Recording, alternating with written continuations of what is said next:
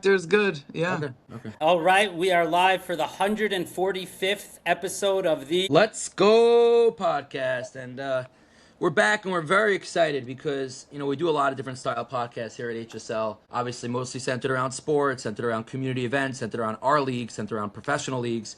Even did one podcast on politics, believe it or not. This is a very special podcast, a podcast that specifically I hold very dear to my heart, and I think almost everybody, if not everybody, holds dear to their heart. We have the legendary Dr. Juda Alcabes on the podcast. He's a therapist, comedian, the improved therapist, I think, right? Is Improv, what he is improv. the handle. improv. Improv. Therapist, sorry. Improv. And specifically, we're very like I said, the topic of sports gambling, that space is a very vulnerable topic for many, many people, like, including myself and many others watching. And it's something that I know, David, that you hold very near and dear to your heart. I hold dear to my heart, and there's no one better to have on to really talk about and discuss and get into a topic that I think is very, gentle in a lot of people. It's very sensitive, and we're very excited to dive into it. So with that being said, take it away. You gave a great introduction, Judah. We're lucky to have you here. Thanks for having me, guys. I'm very excited to be here. For both just because you guys' energy in general, but also to talk about sports gambling. I'm very, very happy that we're putting this out in the in the public, front and center, to talk about it. Great. Yeah. But first, let's get a little bit into you, Judah, because, just to go back, me and Judah were in high school together, I think, right? I'm a year, or did you go to Queens or you went to Roslyn? A year older than me, yeah. I'm a year older did I say you're a year older than me? I went to Miami. I switched to Miami Chavetz Chaim in 11th grade. So, but you were the grade above me. I was a grade above you, right? And then, bumped into each other a bit over the years. And then, I knew a little bit that you were becoming a therapist. I think I saw you, this, that. I know your brothers. I know your father well. And then all of a sudden, about 2 years ago, I started seeing these funny things that people are sending me. And then I started following you on social media. And I saw that you developed a wide following and also a very unique kind of approach to therapy. I don't know. I'm about to show a clip. I don't know if this relates to therapy at all, which you can tell us if it does. It probably does. And I'm very curious about it. Now, for people who are not WhatsApp gurus like me and Avi, when you forward a message, it says forwarded. And if a message is forwarded frequently, it says forwarded many times. So recently, I got something from that came to me by Judah, and I've been following Judah for a while and laughing at his stuff. Once in a while I'll hit him up, say this was great, and it said forwarded many times, and I messaged Judah to tell him, you've made it. You got the forwarded many times label. I know I decided a bunch of years ago I wasn't going to go for smicha, but I was going to go for the forwarded many times label instead, so that I could get respect in the Jewish community. Yeah. So you still have a little Chavetz Chaim guilt, basically. Who doesn't? Who doesn't? All right, so we'll get to it when it's ready. But in the interim, why don't you just tell us a little bit about what you do? I see you're all over the place now. Oh yeah, so I'm a therapist. I've been doing that. I graduated social work school in 2013, and I've been practicing clinical practice since then. A few years ago, I with a series of events, I ended up doing some improv comedy, improvised comedy, making up on the spot, taking classes, and came to realize that I could really offer something unique if I can blend it with a therapeutic theory and lens. So I started working on that, and along the way I realized that I really like making jokes. I knew that, but I kind of was maybe Chavetz Chaim repressing that. I don't know. Not the right time. Maybe later. I got to a point where I realized that, first of all, I needed to be more free, and also that I really think that people need to loosen up and laugh a little bit, and there's enough voices that are saying tighten up, and so I'll be one of the very few voices that are like, all right, let's get a little loose and see what happens. And with the structure, I have a lot of thoughts, and that could be for a different discussion on how to use humor in a unifying way and how to use it in a clinically beneficial way if it's necessary. But the bottom line is that when we're together and we're connected together, we laugh together. And so we have to kind of work on, I think we as a people need to intentionally do that more often and teach people how to do it on their own with their family and things like that. So that became my mission. Along the way, I make a lot of jokes and I have a lot of fun. So You know, it's funny. You talked about being funny. I remember years ago, I believe you did either the High School Miami Purim video or the Base Medrash Purim video. And I remember it just came back to me. Yeah. This is going back probably over 20 years. You were 20 years. Yeah. you were like announcing something. Oh, I remember what it was. Was it the how slow the dining room could be cleaned up or something? And you and was it Avery? No, the other Nyman. Was it him? And you were announcing with him like it was No, like it a was football game. It was Avery. yeah. That's It was funny. no, it was Avrami. Avrami, not Avery. Yeah. Oh, Okay, you remember yeah. that? I remember that. Yeah, it just came Yeah. back to me. It I was have really that funny. clip. Oh, you do? Yeah, I actually have it. Yeah. Maybe you Yeah, could pull it up I during could the send it, podcast and we can afterwards. share it. So let me Yeah. let me pull up the clip that I was talking about a minute ago, which I think our audience will enjoy. David Lee. I'm pretty famous for making money illegally. Went to prison, infiltrated Hamas, Okay. where I stole a ton of money for a good cause, for High Lifeline. I got a disease. I can't really process cheese, Everybody's got that. so I got addicted Oh. to learning Torah. Went back to prison, wrote a book about Hashem, lost all my money, got it back. Was in a wheelchair Oh, how long were you in a wheelchair for? for like a week. I'm also a get refuser. Oh, a get refuser. Refuser. A get refuser. Yeah, like I refuse get refusers from doing stuff. Refuser. I'm a get refuser. You lost me. Then I converted A convert. to Islam, Oh. became a Baal Tshuva, got divorced so that nobody would ever call me a get refuser, remarried her, ran out of money, couldn't afford to make my daughter's wedding, became the principal of a school, Schools are good. stole all their money, took that money, donated it to another school, punched a police horse, then ate some of the police horse, so that was a double whammy. Found out that I'm not actually Jewish, started keeping the 7 Noahide commandments, found out that I actually am Jewish, stopped keeping the Noahide commandments. I don't think we can use any of this. You did say you're rich though, right? Oh yeah.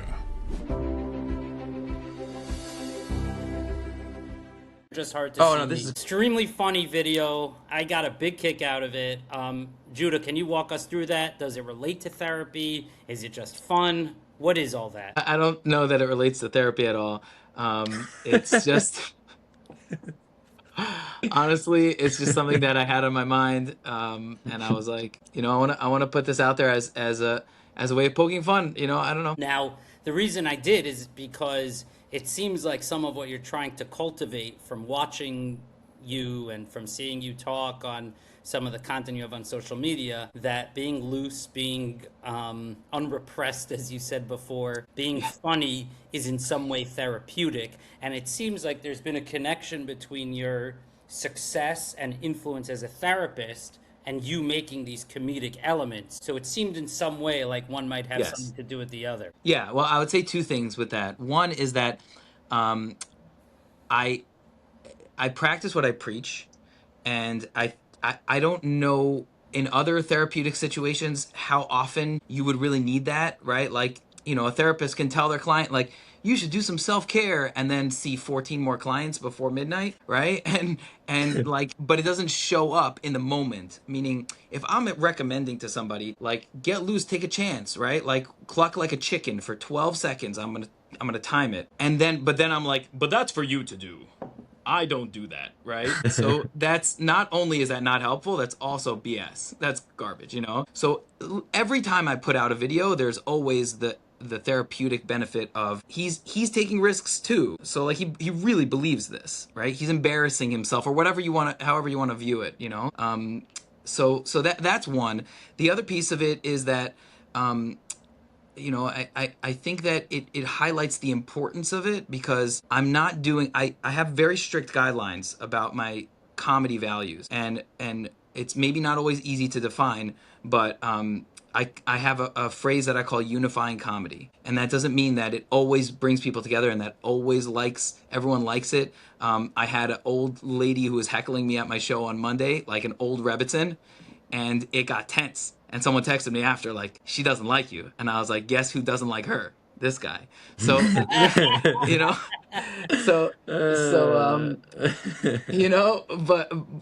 but unifying comedy, what I think with unifying comedy is it's the idea that that we're not just tearing things down. And, you know what I mean? Like, it's not just destructive and cynical and, you know, it's like ends justify the means. If I get the laugh, it's worth it. It's more to say, like, not everyone's going to love this, but like we can connect over it, and then we actually can grow from it. Like, there are some jokes that I make that some people will tell me, oh, I always think about that joke now when I'm doing whatever it is. I'm saying tachanan, I always think about that joke, right? And like, I'm not trying to get them to stop saying tachanan, but if you're thinking about tachanan more, that's not bad, right? As opposed to doing it by rote, or you're just like, boop, boop, boop, I'm sad, boop, boop, boop, you know? So Yeah. Judah, speaking of unifying comedy, the first bit of yours that I saw, which really turned me on to you, was the one where you say, you've all been there. You're talking to a therapist. Say, you've all been there. You're sitting in a therapy session with a client, and you're like, you need professional help.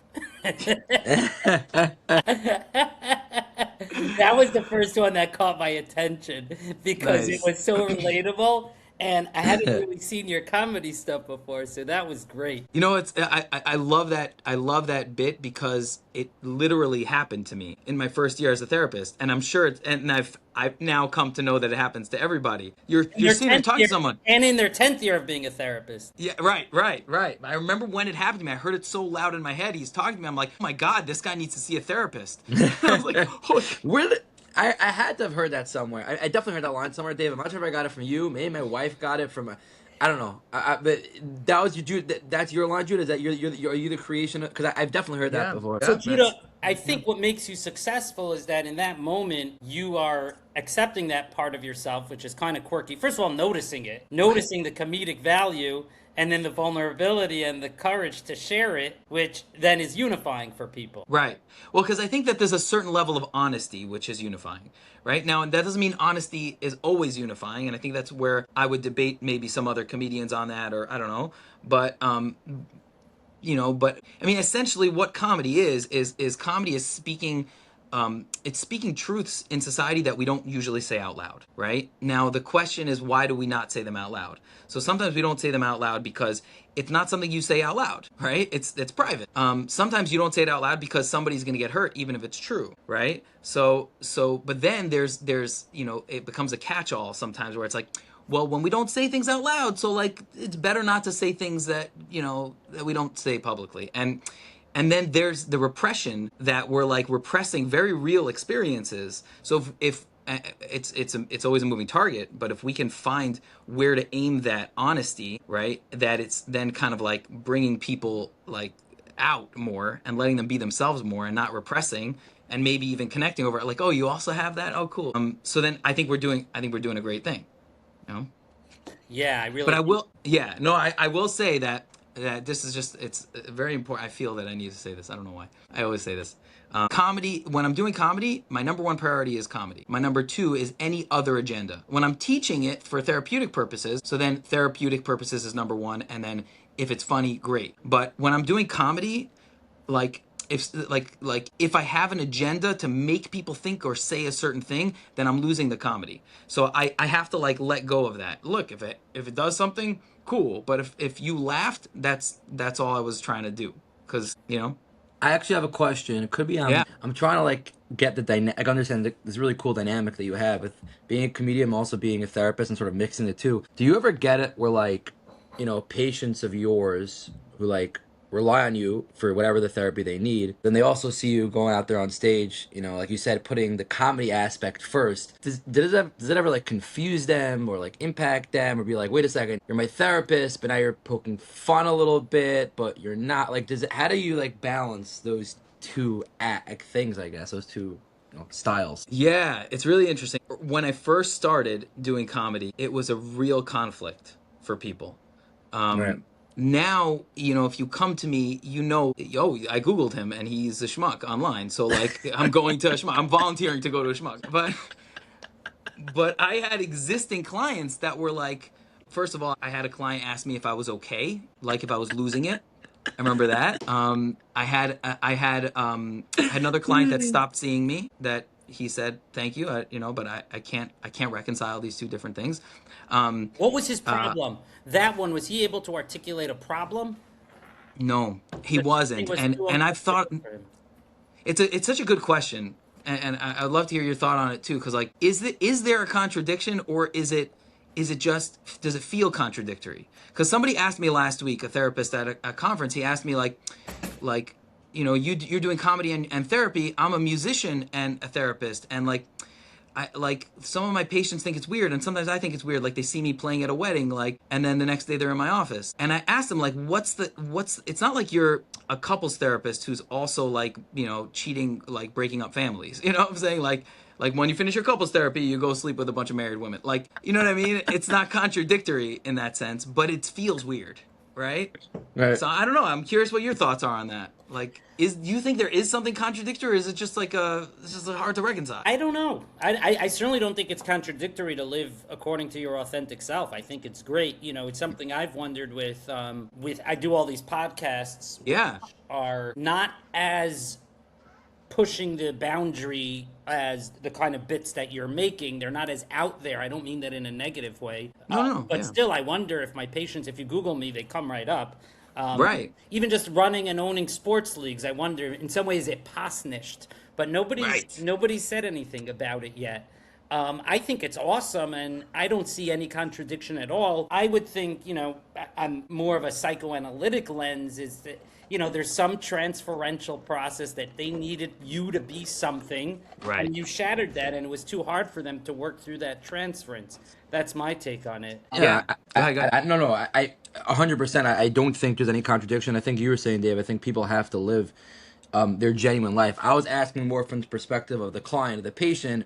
Does it ever get to their head or whatever? Obviously, they're very vulnerable. They're very vulnerable in specific ways. They're seeing a therapist, and even if they know that they're going to see a therapist who does this stuff, you know, you have a very vulnerable session, and the next day, Juda's going out there, you know, with, you know, these comedy bits or whatever. Like, I could imagine, even if you know what you're getting yourself into, I can imagine it does get a little bit tricky for these patients, clients, especially because they're probably vulnerable in different ways and different things. So I was just curious about that dynamic. In terms of the, you know, Jude himself or anyone, Dave, you, my wife, whatever it is, who are all therapists, of course, you know, they have lives outside of therapy, and they're not a walking therapist wherever they go. They have their interests, they have their, you know, genuine self, like you were saying, and yeah, I don't think that's a contradiction at all, you know, for people to, you know, be able to be a good therapist and hear people out and do whatever you need to do, but also live their life how they want to live it, in a sense. I don't think, but I'm just curious from the patient's perspective. That's all. It's very interesting. I never ever make any jokes about patients that I've seen on stage.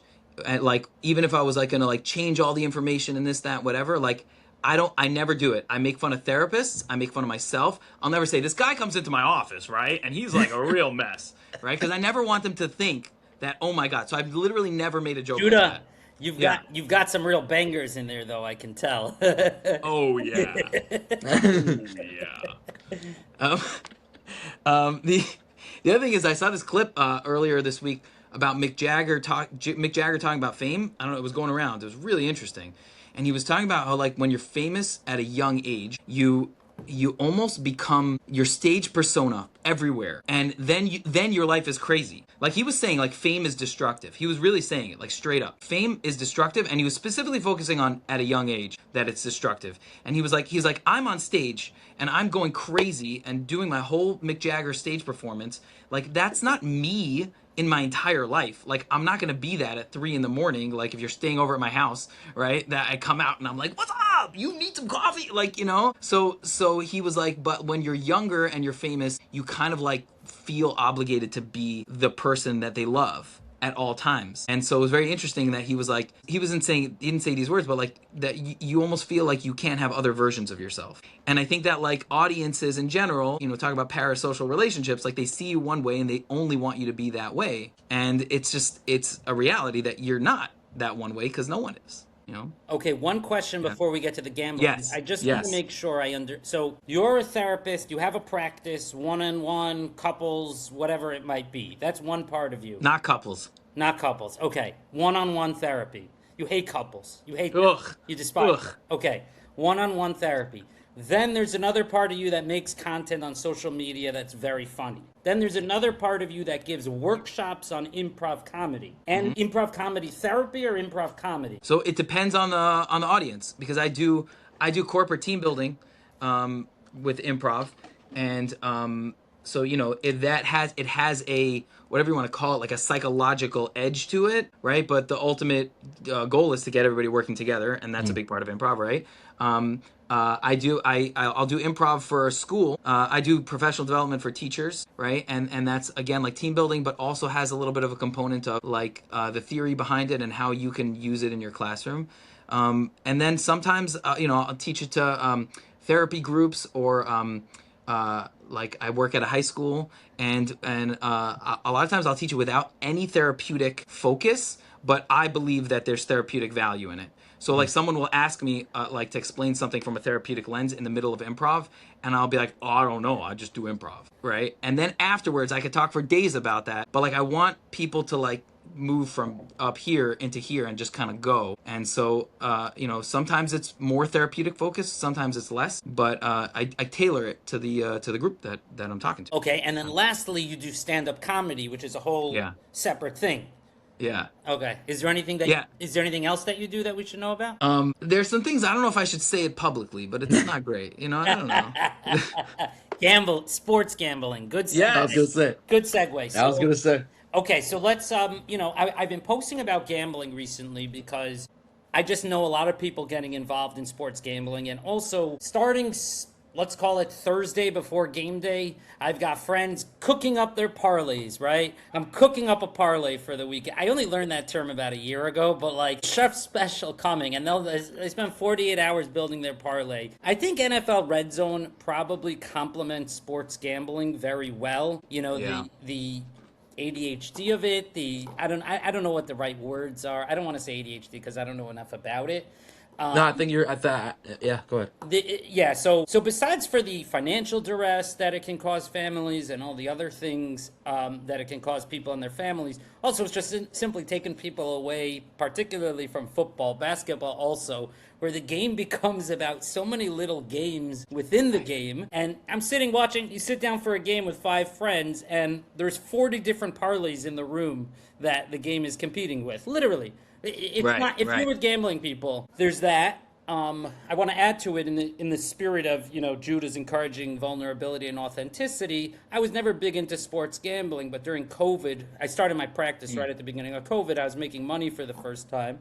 Like a lot of people, I got very interested in Robinhood options gambling. Yeah, there's nothing else to call it. It's options gambling. That's what it is. I lost plenty of money doing that. I don't want to say how much. I don't want Amy to know. Just kidding, LOL. She does know. But I lost a lot of money doing that. So that was my own vulnerability, my own issues with it. But I see how sucked in one can be. Dabbled in sports gambling. Thankfully, it's not something that really gets me going for whatever reason. The options is still appealing to me, but I don't do it.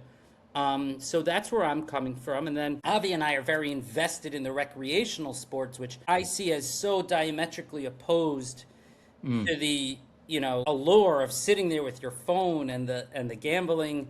So that's where I'm coming from. And it all felt like a good time to talk about it, especially with all the recent media stories and Bryce Harper and that closer on the Indians. What was his name? Oh, I didn't hear about this one. What's his face? He throws really, really fast. They accuse him of throwing balls on purpose. Clausse? Emmanuel Clausse, something like that. I didn't hear about it. Basically, Judah, it's also crazy when they catch them. Also in basketball, a couple of basketball players being investigated now. Getting rebounds at the end of the game on purpose and hustling down to hit a layup at the last second. What's amazing switching out the Gatorade color before they pour it on the coach.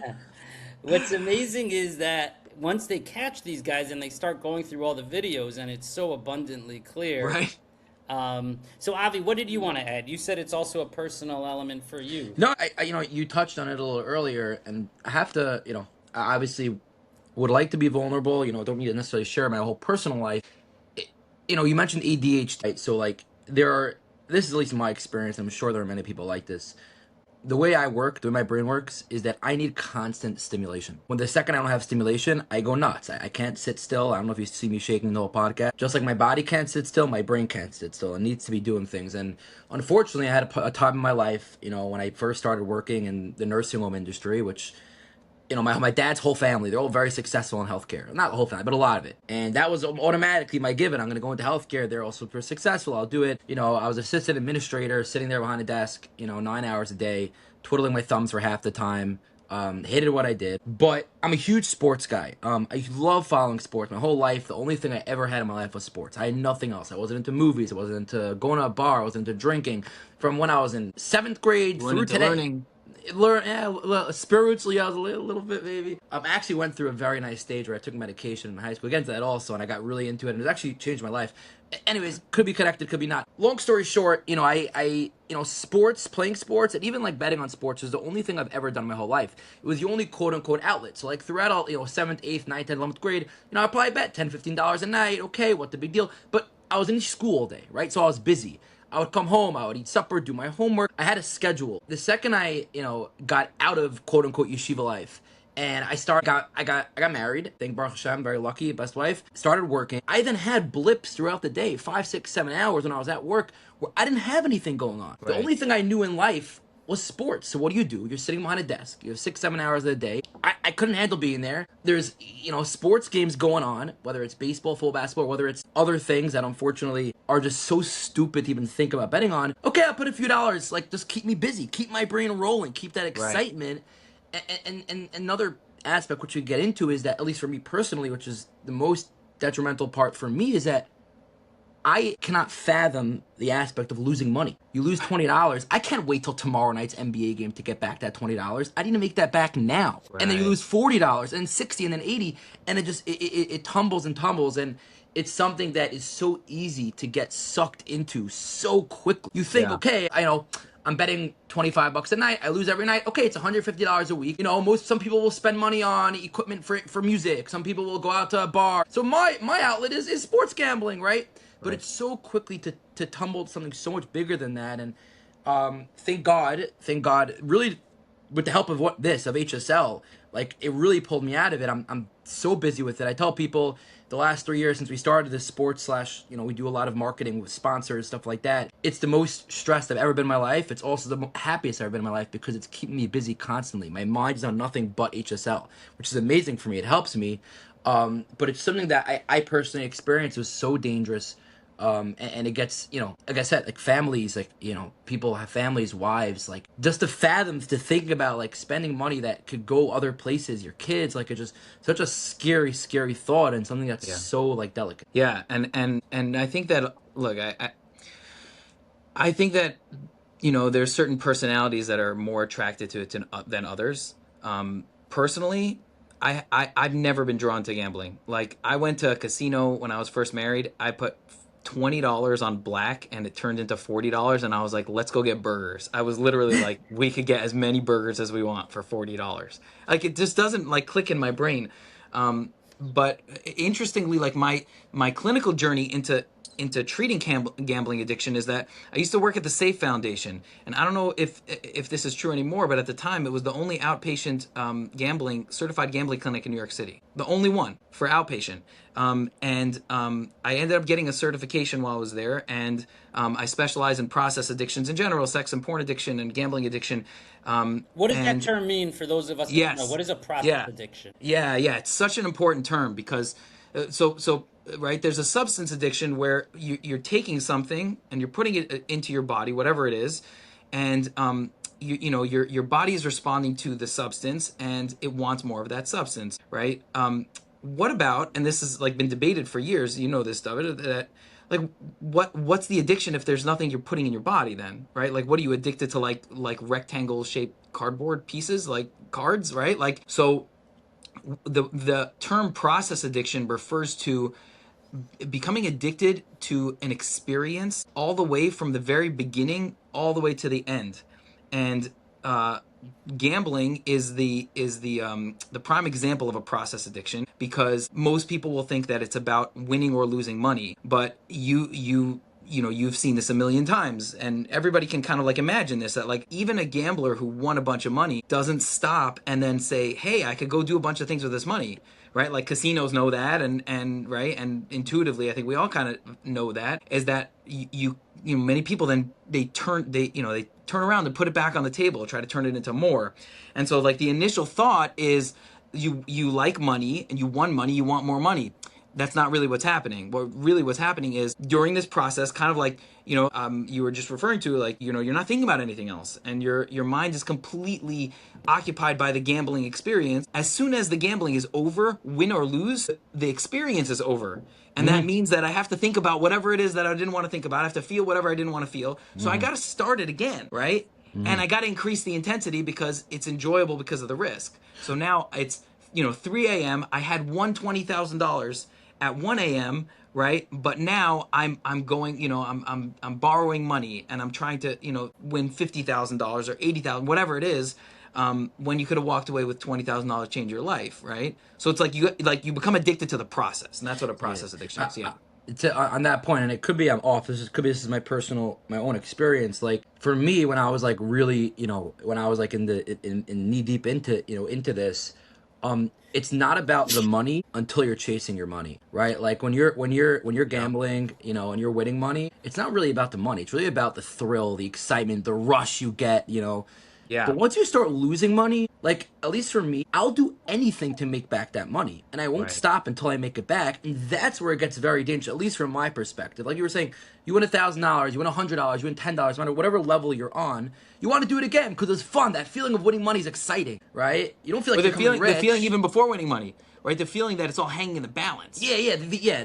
Yeah. Yes. Right? The feeling of the suspense of am I going to win or am I going to lose? But once you start losing money, then it's like, oh my God, I lost $100, or oh my God, I lost $1,000. I need to make that money back. Yep. And you will not stop. At least I won't stop. Eventually, you just got to stop and be like, okay, you lost it to $100, $1,000 bucks. Maybe you shouldn't have gambled, but like, okay, stop. And it's so hard to stop. Judah, so when you first got involved in this, it sounded like it was early in your career. So we're going back about 10 years or so. Yeah, a little. Yeah. There was one gambling clinic, you said, in New York City. Yeah. And at that time, what were people gambling on? So it was a really small percentage of the population that we treated was gambling disorder, like you think about it, like 10 years is not a very long time, but in what has happened in the gambling world, it's a very long time, because 10 years ago, sports betting wasn't legal. Advertising sports betting wasn't legal. They would talk about it on the radio, and they would say, for entertainment purposes only, right? It was all like this little, like, whatever. And it was really, it was done kind of in the shadows, right? Even 10 years ago, the smartphone, right? Like our the ubiquity of the smartphone wasn't what it is now, and the speed of it and the companies that capitalized on it, right? And like now it's everywhere. It's everywhere during everything. In the middle of the broadcast, they'll say like, Dan Bronson hits a 3, that's gonna give me an extra $50 for dinner. Like, like it's everywhere. And so back then, it was a smaller population because it wasn't as accessible. And so it was sports betting with bookies. It was, OTB, like going to like off-track betting and like, putting money on the horses. I did work with clients who had gambling issues as it relates to stocks, right? So you mentioned, like now with Robinhood and that kind of thing, where they didn't view it as gambling, but it was literally the same thing. It just has a different name. So like, right? But they were trading so fast, and they were up all night, and they were obsessing, and they were making phone calls and like all that kind of stuff. And casinos. Casinos was a big part of it, right? So like, like dipping out in the middle of the day to go to a casino and then being there for like 20 hours, losing their whole life savings. Their family can't get in touch with them. They're in a complete trance, right? And so then now, they're in treatment trying to put their life back together. So, it was a smaller percentage of the population. Now that's why I reached out to you when I saw you post about it, because I was like, let's go. We got to talk about this. Let's go podcast. I just realized that. Appreciate That's it. right. Appreciate it a lot, Judah. We're lucky to have you here. So I'm curious about something. Do they have research now on what percentage of it's so explosive. And when did it become legal in New York? Has it even been 3 years? Barely, yeah. Barely. So I don't know what the research shows, but like, do you know offhand what percentage of the population is addicted to alcohol weed's legal now, so alcohol or cocaine, let's say, I don't know, or some drug. I guess alcohol's legal too. It's just that weed. Right. There's sort of What? what percentage of the population are? Go ahead. What Judah? What were you gonna say? Oh, sorry. No, I was just gonna say we're old now, where it's like weed is like this like thing that was once illegal. Kids today, they don't have, and they're like, "What are you talking about?" Like I remember like people being like, "You're gonna go to jail if you smoke marijuana. Like you're gonna go. You want to go to jail?" It would be like a shot of whiskey. Like, so it's funny when you bring that up because like I think of that too. I'm like, oh my gosh. So, is there? Could you give us? So you mentioned that like you believe it's increased since they legalized Yeah. it. Do you have any percents offhand? Is it 1 out of 10, 1 out of 100? You don't know. I'm okay. Yeah. I don't know the numbers. I think there's a logical line to follow, which is, right, that there was, so, my main specialty is porn addiction. And this guy, Cooper, whatever, I forgot his first name, but he wrote in 1998 that the internet is going to make an explosion of porn addiction. And like this is like before people even knew what the internet was, but he was like seeing it, right? And he wrote that he calls it the AAA engine. I don't know why he called it an engine, but he called it the AAA engine. Right? So it's Judah, I don't know. I know why. Right, I guess so. The brain's working. The brain's working. Yeah. He said that it's going to explode because there's accessibility, affordability, and an anonymity that didn't exist before the internet, right? So if you wanted to go get a porn magazine, you had to go to Times Square, right? If you were afraid, right, that you couldn't spend all your money on it, but now it's free on the internet, right? And then you're there, and you're like, I hope I don't run into my Rebbe when I'm getting my porn magazine, right? So meaning anonymity, accessibility, and affordability. So I think the same thing happens with gambling addiction, and I don't know that there are going to be valid stats yet, because how many like teenagers are out there with like a full-blown gambling addiction that we don't know about, right? Who meet criteria maybe, and it's not full-blown yet, but they're totally consumed by it. So I don't know what the numbers are, but I think logically we can kind of follow, like if we increased in those three areas, then we're going to increase the more severe addiction issues. So I guess what's so scary to me, and I have to credit my friend Usher Dobin who pointed this out to me a year ago, it might be obvious to you guys, is just how quickly, compared to alcoholism, weed, Right. pornography, even sexual addiction, how Yes. quickly it can upend your entire life. Yeah. Which is, there's something so insidious about it. Yeah. Which is really scary. And when I put this out later, I'll put in over here the video that was recorded of Bryce Harper. Hey Terry, what's up, brother? Hey man, your host Brittany from FanDuel wanted to make sure your Thanksgiving was extra special. So I just wanted to hop on here and wish you and your family a wonderful Thanksgiving. Tell I said hello. I appreciate all the support through the years, and I just hope you have a great day. Enjoy it, and we'll see you soon. Bye. Sending a personalized video to a FanDuel client. Now, I don't care whether Bryce Harper did something illegal or not. He probably did not do something illegal, but to me, But FanDuel knew. FanDuel Right. knew. FanDuel Right. damn well knew. Yeah, exactly. Right. Exactly. Judah, imagine if Derek Jeter sent you a video, right? Oh my God. Right. So, Oh my God. they damn well knew, and it shows a depravity. And it's funny because I'm so not I guess my whole life as a therapist is spent letting people be okay with their challenges, and I don't like being the one on a soapbox. But with this, it's so hard for me not to be on a soapbox, like talking about how depraved FanDuel is. Like it's disgusting. It's disgusting. It really is disgusting. But I think it's important to be on that soapbox because it's so exploitive, but they're so smart. And people don't know that they're getting exploited. Like I do this when I talk about porn addiction is I'll be like, I will be like, here are the strategies that porn sites use. Like I want you to know, I just want you to know what they know about your brain and how they're exploiting that. And sometimes that makes a big difference for people where they're like, whoa, one second, I don't want to get taken advantage of right now. Like you think about it as like, this is something I enjoy. I'm going to do something I enjoy. But then when you're like, hold on a second, they're tricking me and they're taking advantage of me and cashing in on right, then it's different. The whole gambling industry has developed this way of framing gambling as, first of all, socially acceptable behavior, which, like you said, like it's not true about a lot of other things that people get addicted to. Right. So like, right. Alcohol, socially acceptable to drink alcohol. Somebody could be an alcoholic and you'd be sitting and having a drink with them every week and you wouldn't know necessarily. Right. The chaos that's kind of ensuing in their life. Right. marijuana less socially acceptable, but still there, right? Like, fine. But like, you're never gonna have somebody who's like at a Shabbos meal be like, so I was watching a bunch of porn last night, right? But you're gonna have somebody who's gonna say, this parlay, I hit this parlay like big time, and you get together as watching sports, and everybody who's gambling has their phone out, right? And so, which ones in the room have a real problem, and which ones don't? How do we know? It's a brilliant point, Jude. I appreciate it, which leads me to the question. There's this old question with sexuality. Do you educate about it, or do you Right.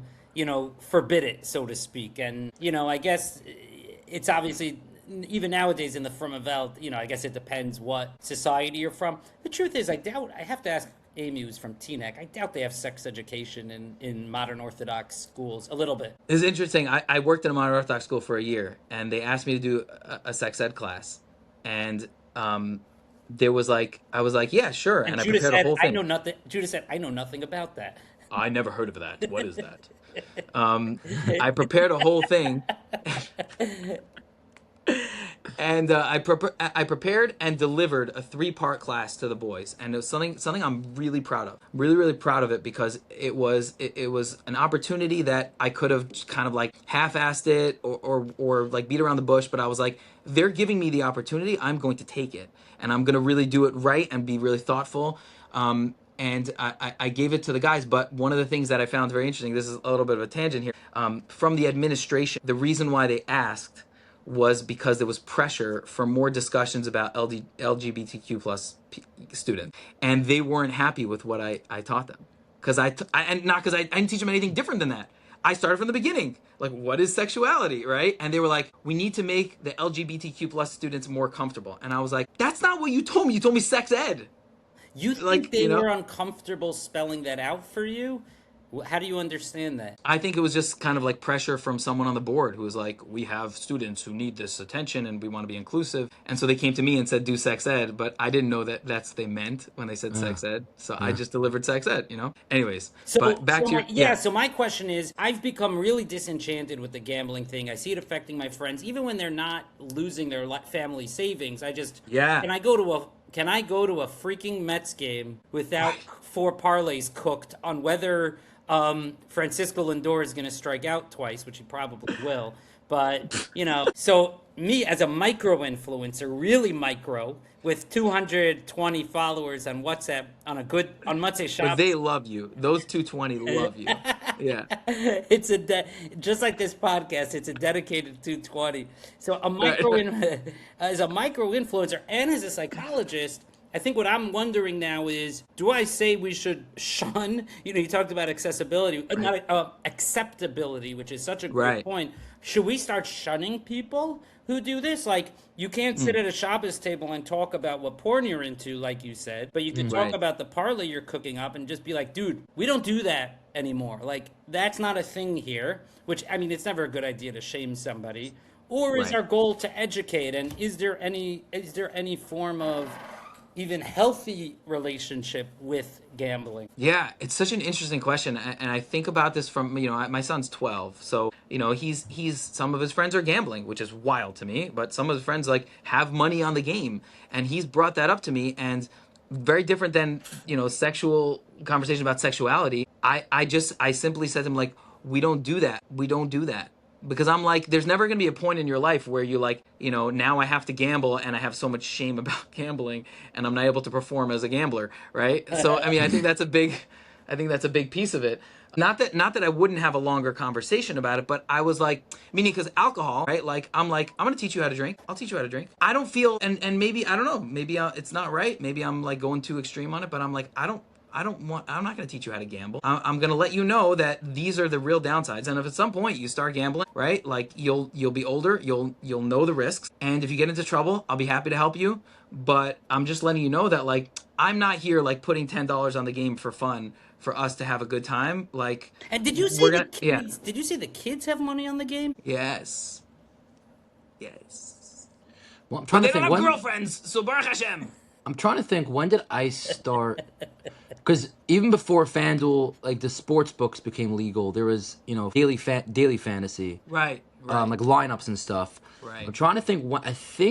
I think I started like I was putting in like I was making like $2 to $3 $6 lineups every day, like Sunday through Thursday. I think I might have started when I was like definitely I was doing it in ninth grade, maybe even eighth grade, probably around ninth or 10th I think is when I started. How old are you there? 14, 15? Maybe it's a couple years later. Wow, that's crazy. 12 years old. So Judah, Yeah. I understand what you're saying with your son, but in terms of micro influencing or influencing separately, what's your feeling as someone who deals with gambling and has been thinking about it for a long time? And I'm not trying to put you on the spot. I'm curious. No, put me on the spot. No, That's what we're here for. Yeah. Yeah. What do you think? What should we be doing? I wouldn't say what should we be doing with our own closest circle?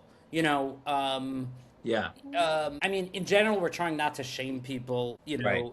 so you know, what are you going to do? Say, hey, don't gamble. You're a bad person. Obviously not. But is it something that we want to look negatively at, or is it possible to have a healthy relationship? People have a healthy relationship Yeah. with alcohol. I, People have a healthy relationship with weed. People, Right. you know, where it helps them therapy. You know, I know people have had very important experiences while using drugs. Yes. You know, so Yes. what's your thought on that? Which, by the Yeah. way, just before that, there are, like you were saying, there are a lot of people that would argue that they don't have an addictive personality. They're just doing, they just want to add a little more juice to the game. They've been doing this for years. I probably would have argued that if, but before 3 to 4 years ago, when I had that blip in time where I got really deep into it, and thank God I got out of it. I could have made an argument that, from ninth grade through third year base medrash, I was putting down $15 a night, and I would win some, I would lose some. And even if you lose $15,000 over the course of 9 years, you break it down, it's, $100 a month. Like for something that kept me busy every night. It kept me out of bars, it kept me out of hanging out with girls, it kept me out of drinking alcohol. I potentially myself would have made that argument also. Right. And but it is interesting though that like around the time that you kind of pulled back from it is really when the explosion started to happen. Right? Meaning you said like 3 years ago, right? We're really only a few years into this. I mean, imagine COVID happened during like with it now. Meaning when COVID started, it wasn't as right. I got it very was lucky. nuts. It The was not gambling would legal be during nuts. COVID. Yeah. I You personally would got gamble on like your neighbors, like how when they're gonna like water their lawn. Like you would be like, Right. I personally got very lucky during COVID because I started dating, got engaged, and married throughout most of COVID, so I was very much distracted by did you that. get So that- COVID? I got COVID twice, I think. Shouldn't have dated. I know. So I got very lucky then. But to your point, when all the books came out, that's actually right when I got into the issue for like 3, 4, Right, 5 months. Right. Because when FanDuel was coming legal was when I started working for the first time. Literally around a little over 3 years ago, I was probably in the healthcare space for a total of 8, 9 months between assistant administrator and marketer, and then I started HSL like almost like a little less than 3 years ago. So it was really that 6, 7 months where FanDuel became legal, and I started working like sitting behind a desk, which I had a million hours of time in my hands. So it's exactly Right. at the same time. It's very with the FanDuel thing. You just reminded me that because I was teaching process addictions, a course on process addictions at the university here, and I would update my slides, and there was a period of time where there was an ongoing, I don't know if you remember this, but there was an ongoing lawsuit. I think it was really in the state of New York with FanDuel, where they were marketing themselves as a skill game, but they were really just a chance game. And they wanted to take down FanDuel because it needed more regulation, because it wasn't a skill game. It was just lottery tickets. That's all it was. And that's one of the things that, like, going back to like David, your question of like, what do we saying to the people around us or in our our sphere, right? And I don't think that in general, obviously, like you're saying, like shaming doesn't really do very much, and it makes people feel bad. It doesn't help. It makes people feel bad, right? But I think that the like healthy gambling can only happen if somebody really understands the climate that we're in currently with gambling, how the whole thing is a trick, right? That like all the shows that you're going to see that are going to tell you stats, like these are the stats you need to know in today, right? Like they're not telling you the stats of like how often you win and how often you lose. They're telling you that IBM AI says there's an 84% chance of winning. And that's such garbage, because then the guy hits a 3-run home run and they don't show that IBM just said it's a 40% chance of winning, right? So like What's the point of the statistics in the middle of the game? It's all to convince you that it is a skill game. That's like, oh, well, I gathered the information, and I'm making a wise decision here to put $600 that the Royals are going to win, that the Panthers are going to score 19 points, and that my sister-in-law is going to wear a blue hat today. Like, you don't have control over any of that stuff, but you need the illusion of, right? Yeah. Your point, which is very well taken, reminds me of something I saw, which said, imagine the team of geniuses that the NFL has, not for the percentages like you're saying, which they do also, but simply to make sure that the sports books are updated faster than anything else. Right. So that nobody can get an edge, even somebody in the stadium, right? They need to be right.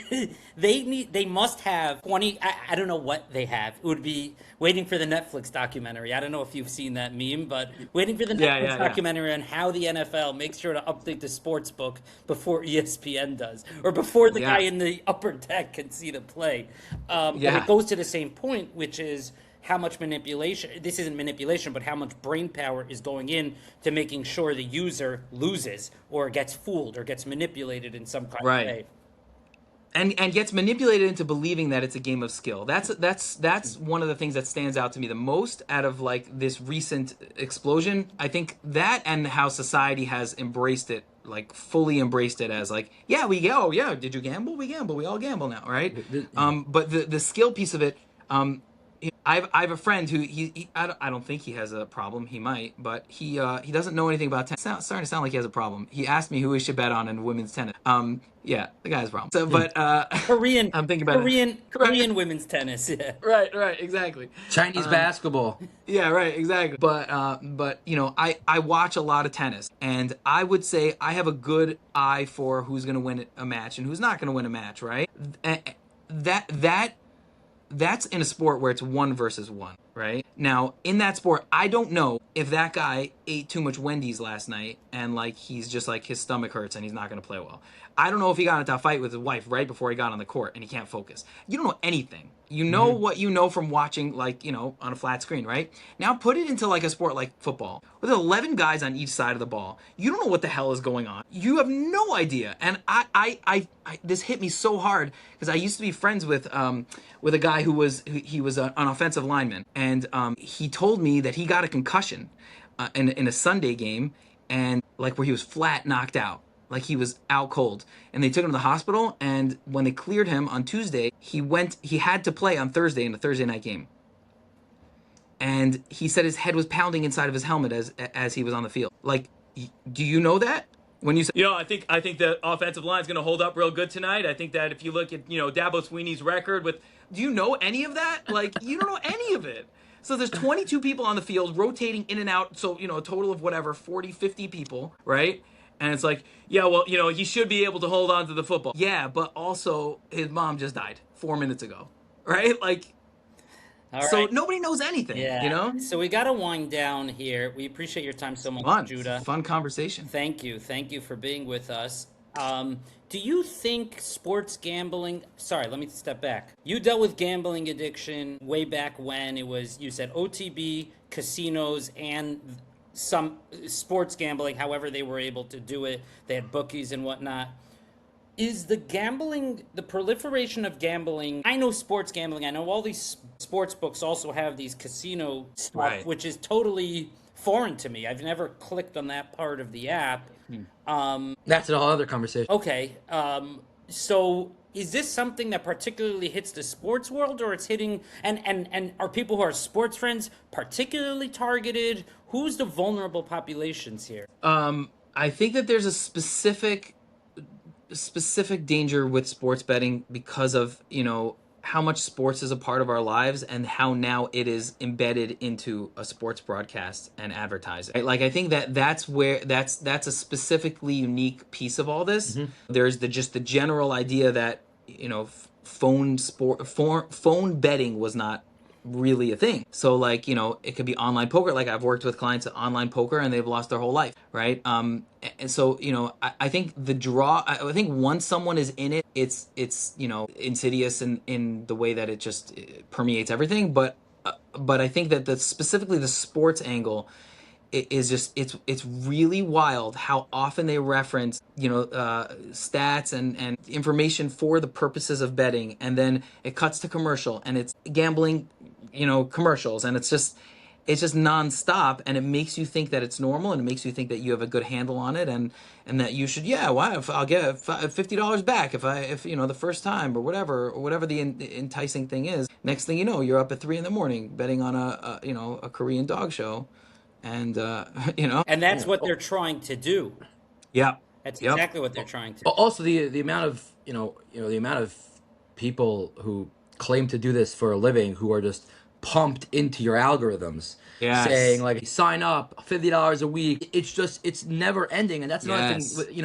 I was at a Yankee game, playoff game, innocently with two of my good friends, Shirley Freeman and Bergie, and there's this guy sitting in front of us who were like, hey, we see him betting on the game, and we were talking with him, and he was like, hey guys, like, he showed us his Instagram page. Like, he's like, I do this full time, $50 a week, like, try us out. And like, I don't, like, again, this is, I was very vulnerable. It was, it was right when COVID was winding down. I was interested, and like, there's so many people think like, oh, this guy, look through his Instagram, you'll see constantly he's winning, and overall, and he'll show you his algorithms, but you don't know the side of, okay, but let's say you lose $500. Are Right. you then going to be able to wait it out for a month until you make the profit, or are you going to then bet on Chinese basketball at 5 a.m. because you can't handle the fact that you lost $500? Like, there's so many different factors besides for winning, losing. They convince Right. you, winning, losing, 78%. Look at my accuracy rate. You're going to end up winning automatically. Your brain doesn't work like that. No one's Right. robots. Yeah. It's very dangerous. It's crazy to think that, like, because like going back to like sitting at a baseball game, and like back in the day there was the guy who sat with the radio listening to the game and keeping score, scoring the game, and that was like the most intense fan, right? A good and, friend, like, now the guy's our like, good friend Evan Roberts from WFAN. Yeah, right. Right. And Judah, what was the end of the thought? That was the most intense fan, and now Meaning now it's just like it's they feed this like gambling right into you. Like, you can't even go to the game without enjoying the game, like without gambling. You can't just enjoy the game. Like, you know what really you what really bothers me? I grew up. I can't go scroll through Instagram without every other reel being crazy. someone trying to pump, suck me back in. Even if I unfollow everyone, it still finds a way into my algorithm wherever I go. You know what really bothers me? I grew up listening to Mike Francesa. I really have a lot of respect for him because he's kind of like a big picture thinker also, which I really like, as opposed to just the minutia of the games. So he's not on the radio anymore, but I catch his I don't catch the podcast itself. The algo feeds me his clips. And Mike Francesa is a rich man. He won at life. You know what I'm going to say? You know what's behind him in every podcast? A Bet River sign. Whatever Bet River is, it's one of the betting houses. Whatever they're paying him, he's not a micro-influencer. He's not a mega-influencer anymore. But right. there's people who watch Mike Francesa. The man is 70 years old. Right. And he took a payday. He took a payday to just have this behind him. And it's sad. It's very sad. It's very upsetting. And it made me lose some respect for him. Yeah, and it's really not about the money. This is like, that's the biggest proof that it's not about the money. I mean, like, in general, like, money is, right, you have 100, you want 200, you have 400, whatever. But you remind me about Boomer and Carton, right? Yeah. Like, when Carton went down for his gambling stuff, right? Yeah. You remember that? You remember that, right? Oh boy. Javi's a big and Carton I- guy, yeah. I'm a big Carton guy. I was in And yeshiva I- at Chavetz Chaim in Boca when I found that I went to jail on my my smartphone in the bathroom, which I wasn't allowed to have. and it was actually around the time that I was really working, like, starting to really get into the gambling work. And I remember, I don't want to say that, like, I saw it coming, because, like, I think that gives me too much credit. I think it's probably just revising the history to make me look cool, but I wasn't surprised because of the way he talked about it and the fidgetiness and the whole experience of it. And I remember him, restless leg syndrome. I can't sit still. Yeah, because you have like $1 billion out there and it's not your money, and it's like you're freaking out right now at all times, right? So I don't know. I think it's a good point to, like, to wrap on here is like it's not about the money, because if it was about the money, Carton wouldn't have been doing it. Michael Jordan wouldn't do it. Like, you wouldn't have people who Dave Portnoy's dropping $1 million on games these days. Exactly, right? Like, you wouldn't have people that have first of all, have enough money to do whatever they want for whatever they want, but also have other valid revenue streams. Like if Michael Jordan was like, oh, I'm running low on cash, he can make an appearance somewhere for $1 million. He can, be like, I'm making another documentary, and then he makes another $8 million just for like going into a studio and saying some things. Like, he has other revenue streams. So like, you think that he's trying to make money when he's gambling? Like, he's doing it for the experience, and the experience is very addictive. So before we end, and thank you so much again for being with us. Yeah, What thanks is for your having me. what is your advice for we have a small but devoted audience, perhaps you'll bring in some viewers. We generally have 1 to 200 viewers on our podcasts. What is your Bring in advice? another So at 50. least for our segment of the podcast, and maybe you'll bring in more viewers considering you have a very large platform and people like to hear what you have to say. What's your advice for at least the HSL sports community, who are guys that love playing sports but also love watching sports as well, Right. and are bombarded? You're talking about it's infiltrated sports completely. What's your advice for us? Yeah. Well, I think there's likely people who are listening to this that either have been aware that they have a problem or are starting to wonder if they have a problem. And for those people, like I would say, like, follow up, like start a process of something different. Like, follow up with me, with David, with look up stuff online about it. Like, the Gamblers Anonymous I think is a great fellowship. Sometimes it's difficult because it really has not caught up to the online world, and it's a lot of like older guys who are like, you're gonna bet on the ponies, you're gonna ruin your life, and like, you send like a 16-year-old yeshiva kid there, and it's like, I don't know what he's talking about. It sounds inappropriate, whatever. So but like Gamblers Anonymous, sometimes you could check it out, and it could just be like a good experience for you to like step out of your little lonely world, because that's the thing about addiction, is that it's a lonely world, and in order to break yourself out of it, like, you have to no longer be lonely, right? So there's so many times where people will go to a 12-step meeting, and they just sit there and they leave afterwards, and they don't interact with anybody, they don't commit to anything or whatever, but like, there's a part in their brain that says like, okay, so like, I'm not the most messed up person on the planet, because there's other people that are messed up too. And like, maybe there is somebody I could share this kind of stuff with.